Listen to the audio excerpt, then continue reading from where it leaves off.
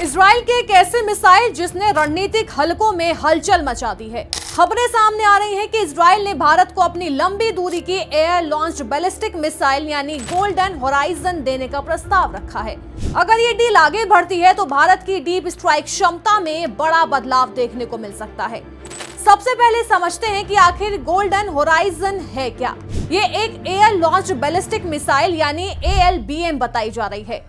इसका मतलब है कि इसे जमीन से नहीं बल्कि फाइटर जेट से हवा में लॉन्च किया जाता है। लॉन्च के बाद ये मिसाइल ऊंचाई की ओर बढ़ती है और फिर बैलिस्टिक ट्रैजेक्टरी अपनाते हुए बेहद तेज गति से अपने लक्ष्य की ओर गिरती है। यही इसकी सबसे बड़ी ताकत है। रिपोर्ट्स के मुताबिक गोल्डन होराइजन इजराइल की सिल्वर स्पैरो टारगेट मिसाइल पर आधारित है। सिल्वर स्पैरो का इस्तेमाल पहले मिसाइल डिफेंस सिस्टम के परीक्षण में बैलिस्टिक खतरे की नकल करने के लिए किया जाता था। अब उसी तकनीक को एक ऑपरेशनल डीप स्ट्राइक हथियार में बदला गया है। हालांकि इस मिसाइल की आधिकारिक तकनीकी जानकारी सार्वजनिक नहीं की गई है, लेकिन रक्षा विशेषज्ञों का अनुमान है कि इसकी रेंज 1000 से 2000 किलोमीटर के बीच हो सकती है। कुछ आकलन इसे 1500 से 2000 किलोमीटर तक बताते हैं। अगर हम भारतीय परिप्रेक्ष्य में देखें तो इतनी रेंज का मतलब है कि भारतीय वायुसेना दुश्मन की वायु सीमा में दाखिल हुए बिना ही उसके कई रणनीतिक ठिकानों को निशाना बना सकती है। ये स्टैंड ऑफ स्ट्राइक क्षमता को काफी मजबूत बनाता है। अब बात करते हैं इसकी स्पीड की। चूंकि ये एक एयर लॉन्च बैलिस्टिक मिसाइल है, इसलिए अंतिम फेज में इसकी गति हाइपरसोनिक स्तर तक पहुंच सकती है, यानी कम से कम मैक 5 या उससे ज्यादा। इतनी रफ्तार से गिरती हुई मिसाइल को आधुनिक एयर डिफेंस सिस्टम के लिए भी इंटरसेप्ट करना बेहद कठिन हो जाता है। जब कोई हथियार इतनी तेज गति से लक्ष्य से टकराता है तो उसकी गतिज ऊर्जा भी भारी तबाही मचा सकती है, खासकर अगर लक्ष्य मजबूत कंक्रीट या भूमिगत संरचना हो। गोल्डन होराइजन को खासतौर पर अंडरग्राउंड और अत्यधिक सुरक्षित ठिकानों को नष्ट करने के लिए डिजाइन किया गया है।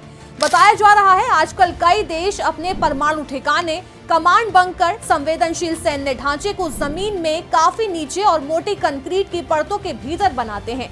ऐसे लक्ष्यों को साधारण मिसाइल से नष्ट करना आसान नहीं होता। इसके लिए उच्च सटीकता, जबरदस्त गति और गहरी पैठ की क्षमता चाहिए। इसी श्रेणी में गोल्डन होराइजन को रखा जा रहा है। अब अगर तुलना करें भारत की मौजूदा क्षमताओं से तो भारतीय वायुसेना के पास पहले से ही कई आधुनिक मिसाइल सिस्टम है। उदाहरण के लिए ब्रह्मोस, जो एक सुपरसोनिक क्रूज मिसाइल है और मैक 3 की रफ्तार से वॉर कर सकती है। इसके अलावा भारत ने इजराइल से एयर लोरा और रैम्पेज जैसी मिसाइलें भी हासिल की हैं, जिनकी मारक क्षमता लगभग 400 किलोमीटर और 250 किलोमीटर तक बताई जाती है।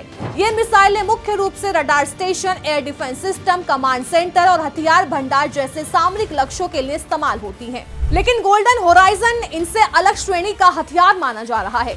इसकी रेंज ज्यादा है, स्पीड ज्यादा है और इसका उद्देश्य गहरे, मजबूत और रणनीतिक लक्ष्यों को निशाना बनाना है। अगर भविष्य में इसे भारतीय वायुसेना के सुखोई 30 MKI जैसे प्लेटफॉर्म पर एकत्रित किया जाता है तो ये भारत की लंबी दूरी की सटीक हमले की क्षमता को एक नए स्तर पर ले जा सकता है। हालांकि ये साफ करना जरूरी है कि फिलहाल भारत की ओर से इस मिसाइल की खरीद को लेकर कोई आधिकारिक पुष्टि नहीं हुई है, लेकिन इतना जरूर है कि इस तरह के सिस्टम पर विचार किया जाना ही इस बात का संकेत है कि भारत अपनी रणनीतिक स्ट्राइक क्षमता को और मजबूत करना चाहता है। आधुनिक युद्ध में सिर्फ संख्या नहीं बल्कि सटीकता, गति और गहराई तक मार करने की क्षमता की निर्णायक भूमिका निभाती है।